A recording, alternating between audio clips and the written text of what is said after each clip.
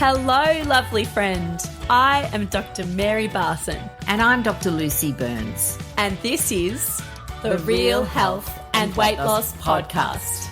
Hello, lovelies. We are super excited to be bringing you this series in menopause where we're interviewing guests on their expert subject regarding perimenopause, menopause, and beyond.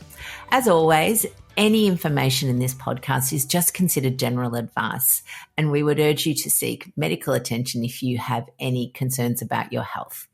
If you're interested in exploring the symptoms of menopause or perimenopause, we have a checklist which you can download at our website, rlmedicine.com/checklist, or as always, you can click the link in the show notes. Thanks, lovelies. Enjoy this series. Hello, lovely friend. Dr. Mary here. So happy that you have joined us for this wonderful episode, and I am joined by my gorgeous colleague at Real Life Medicine, Dr. Lucy. Hello, lovely Lucy. How are you going? I'm very well, thanks, Maz. Very well indeed. I have just had a cracking morning. I've been to the pool. Some people will see that I have a consistent but inconsistent relationship with the swimming pool. So if I look back over the last, since I was a teenager, really, I've always swum, but I've not been one of those people that goes, oh yeah, I've swum every day for the last 40 years. I have little bursts. And there's always various reasons in my brain why I can't swim or I shouldn't swim or I haven't been able to swim. And one of them is winter where it's cold. So I have joined the local pool, and because I've invested in it, as in I've made a financial investment, I am going. Come hell or high water. So anyway, I had a great swim. So it was beautiful. That's good. Great for your mind, great for your body, great for your metabolism. Very, very good indeed. Yes.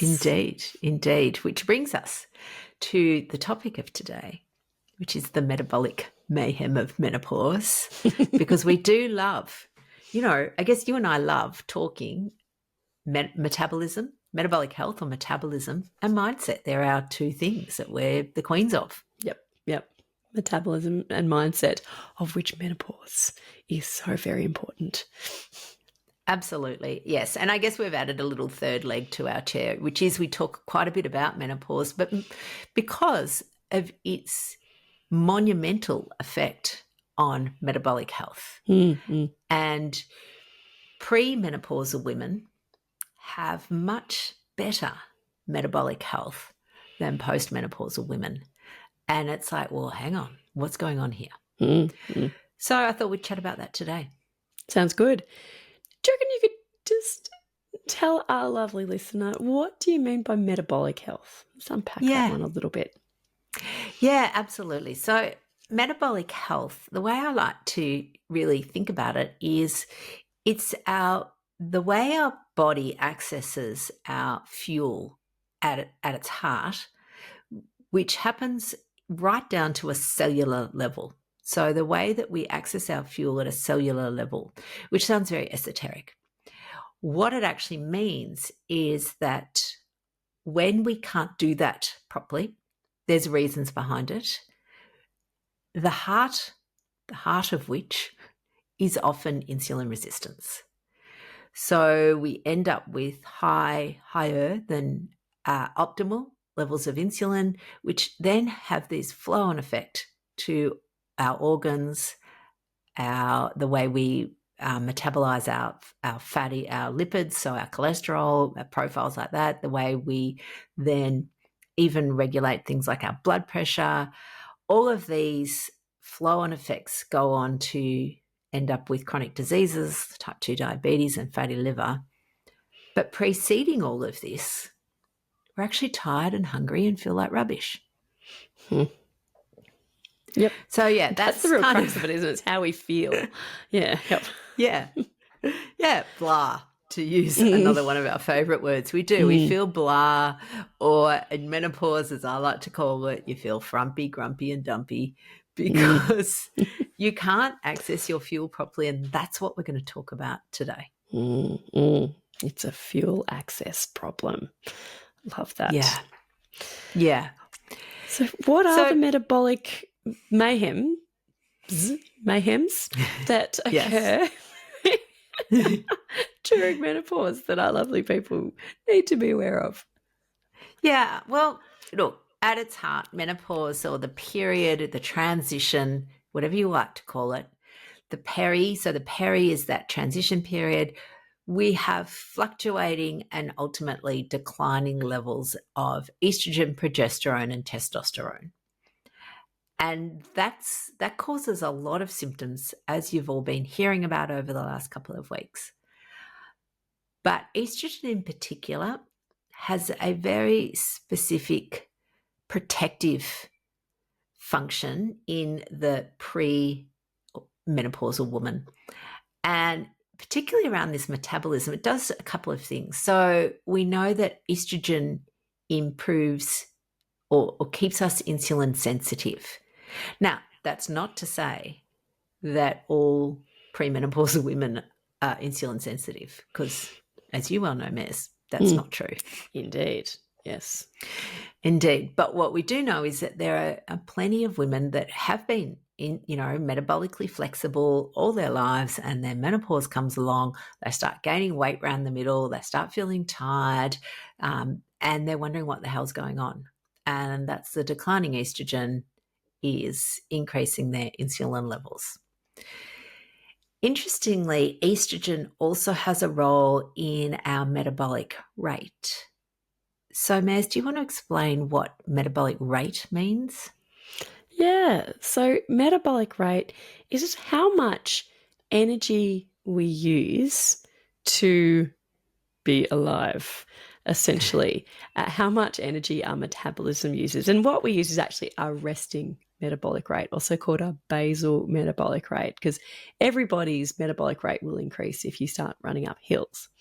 But what we want to know is what your metabolic rate is at rest, and not sleeping, just at rest, chilling out, not doing much. And this is all the energy that our body, the fuel that we need to beat our heart, digest our food, grow our skin, just do all of the bodily functions, maintain our temperature.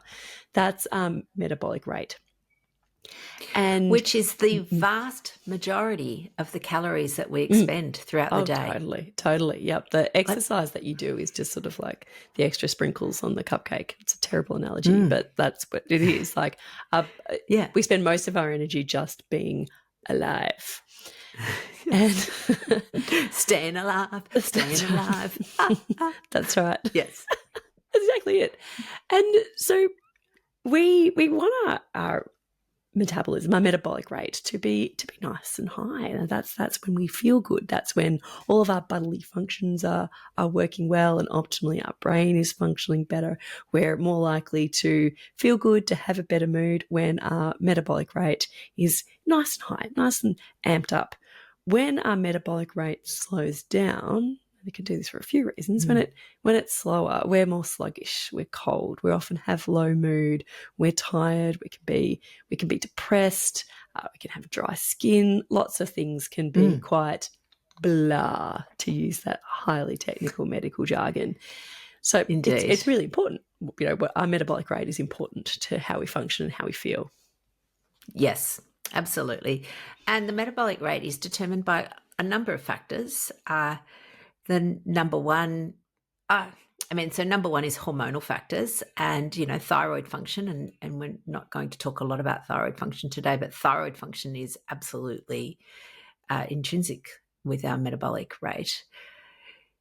Muscle mass is another factor. So the bigger your muscle mass, the higher your metabolic rate, which I kind of love, the idea that the more muscles you've got, you can just lie around burning calories for free. Mm-hmm. And then, the one that we talk about is estrogen. So, so estrogen's job then is as a part, not only does it increase metabolic rate, but it increases insulin sensitivity. So it also has a really protective antioxidant effect. So again, we talk a lot about metabolic health and particularly excessive visceral fat or fat around our middle is often inflammatory and as part of that inflammatory process, we feel bad. Blah. Very technical term there. We feel blah. But yeah, we do. You feel achy. Again, our body is not designed to be living in a constant state of inflammation. Inflammation has a very, very vital role in the acute setting of wound repair and infection control, but really we're not designed to be constantly inflamed. So estrogen is protective there, as well as, in lots of parts of our organs, so brain, gut, all of those things. Progesterone, on the other hand, is another interesting hormone, and its effect on insulin and insulin resistance. And Maz, I reckon you might know a bit about this. So progesterone, when it's elevated, it actually increases our insulin resistance, makes us more insulin resistant, which means that the insulin signaling in our body doesn't work as well. And this is extremely important, because if the insulin signaling isn't working as well, our body will make more insulin, and insulin, among many other things, is our fat storing hormone. And when insulin is elevated, we are in a fat storing mode. And if we're in a fat storing mode, our body actually biochemically turns off processes to be able to effectively burn fat. So elevated progesterone, elevated insulin, increased fat storage. Also increases our cravings and our hunger as well. This is particularly relevant for a lot of premenopausal women in the menstrual cycle, towards the end of your period, towards the end of your cycle, just when you're about to get your period, progesterone is elevated, and that is often when people, women will crave chocolates and be hungrier at other times. But it also has really important ramifications for perimenopausal and postmenopausal women. Yeah, and interestingly, this is the reason, or part of the reason, why many women will develop gestational diabetes in that third trimester is with increasing insulin resistance. And, I look back now and I gained tons of weight in that third trimester, which I internalized as me just being hopeless and, gutsing myself, because, the advice I always got was, don't put on too much weight. And now I look back and think, I didn't guts myself. I did everything I could, but I still gained 20 kilos in that last trimester, which was all basically progesterone and insulin. Absolutely. And yeah. You're not alone there. I got gestational diabetes with my last pregnancy, and despite, really excellent, nutritional control, I still needed insulin towards the end, because the progesterone went up and up and up, the insulin went up and up and up, the insulin resistance went up and up and up, and I could see my blood sugars going up and up and up. Yeah, absolutely. Thank you, progesterone. Thank you, babies. Yeah. Thank you, babies. Lucky you're so cute. That's all I can say. Absolutely. And then the third change that happens with women is losing testosterone. It's not as estrogen. Declining estrogen is like a cliff that just sort of testosterone does decline, not quite as rapidly, but it also has an effect on our metabolic health. So we know that testosterone and estrogen are actually both involved in muscle mass, so muscle repair, muscle growth. And as they decline, part of what happens is we lose muscle mass. So it's a common phenomenon with aging called sarcopenia, which just means fancy name for, loss of muscle. And it is responsible, again, as in combination with these other things, for our increasing insulin resistance, because muscle is your metabolic organ. So this all sounds rather bleak. And I guess the things that happen with these changing in these three hormones. So you can't stop menopause. If you're a woman, you will go through menopause. It's an inevitable constellation of symptoms. It's coming. It's coming, yeah. So what we can do is manage it. And you can have, there's the this and that. So there's menopausal hormonal therapy is an option for some women. Lifestyle management So strategic lifestyle options are what we think everyone should be doing. Now, if you use MHT, then you can get it's not just, this and that, 1 and 1 equals 2. It's 1 and 1 equals about 15. So you will get so much more benefit if you implement lifestyle treatments with your MHT. If you're not taking MHT for whatever reason, and again, it's not compulsory, then the lifestyle options are really, really important, because we can slow down this metabolic mayhem. And we can reduce the harms and even stop many of the harms that can happen, that can occur to your health with this metabolic mayhem. Yeah, absolutely. So, to summarize it, what we know, we call it the metabolic triad. We know that estrogen declines, and when estrogen declines, insulin will go up. And we also know that cortisol will go up. Again, estrogen regulates some of our cortisol production. So increasing insulin and increasing cortisol are not ideal. No. What we want to do, therefore, is go, well, what can I do to reduce my cortisol and reduce my insulin? Mares, what can they do? So many lovely levers you can push, but the main ones, that are accessible to us all is to reduce and manage your stress, really practical, effective ways, not going out and buying a tropical island to live on. Improving your sleep, and there are really sensible, practical things you can do there. You don't have to hit yourself over the head with a rubber mallet. And moving, getting a bit of strength, moving your body, getting those muscles stronger in a really, whatever is an enjoyable way for you, are 3 really powerful ways that people can improve their metabolism. And there's one fourth one, the major, sustenance. Absolutely. So, we like to use the 4 S's. It's simple, 4 S's, which are sustenance, and as we know, and there is buckets of evidence for it, low carb, real food will reduce your insulin, plain and simple. Stress management, not an absence of external stressors. As you know, Mares, you've got little kids. You can't get rid of them. Apparently not. No. Elderly parents, you can't get rid of them. So there's things in life that are stressful. It's normal. It is normal to have external stressors. What we want to do is to be able to sometimes do an audit of them and see what are my external stressors that I can get rid of. We can always, potentially get rid of a few things. But then what we need to do is, what is my internal mechanism for managing those? Then sleep, as you've already mentioned. Again, for a lot of women, sleep is elusive.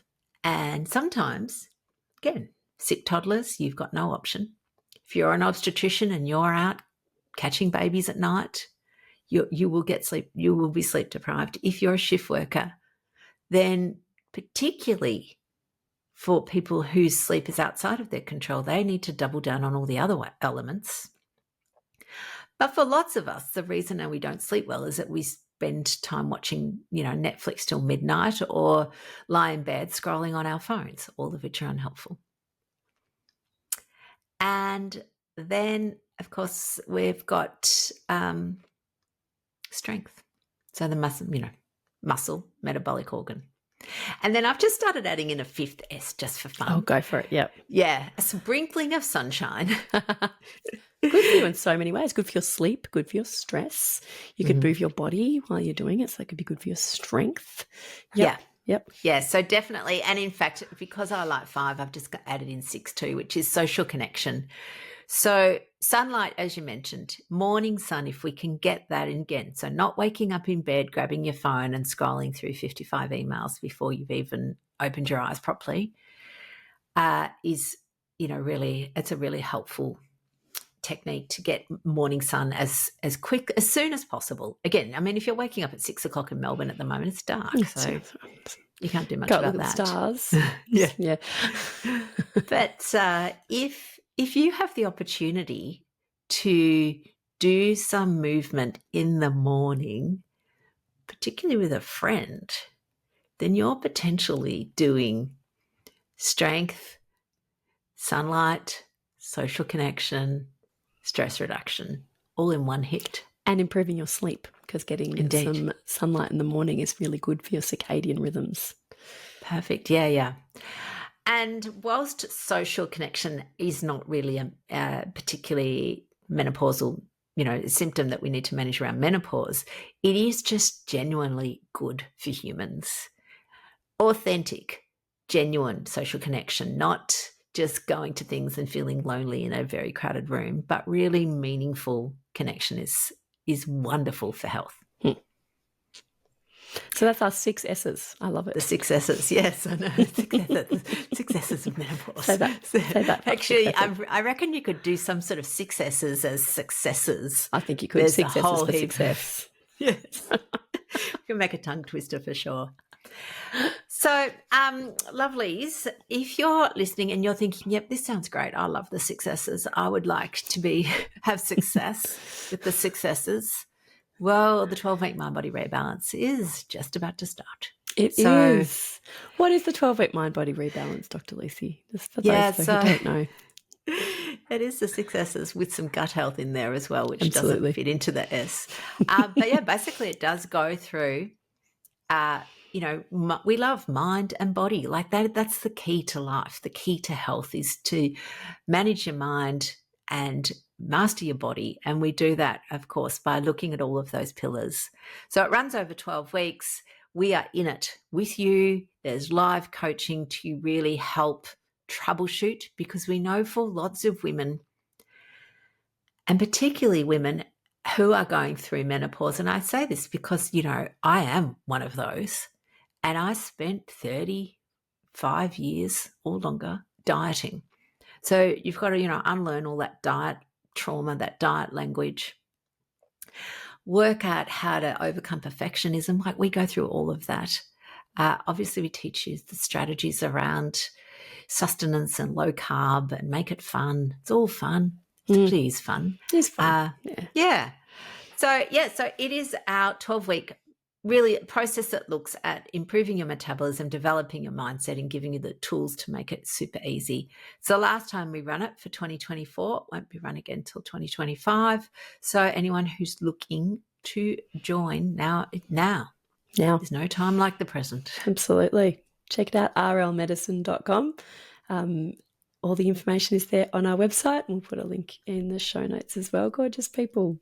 Yeah, you can just go, it's rlmedicine.com/12, capital WMBR for, 12-week mind-body rebalance. Yeah, easy peasy, Japanese. What is it? Easy peasy lemon squeezy. Yeah, that sounds better. All right, gorgeous people, have the most beautiful week. Again, you don't have to go through metabolic mayhem around menopause.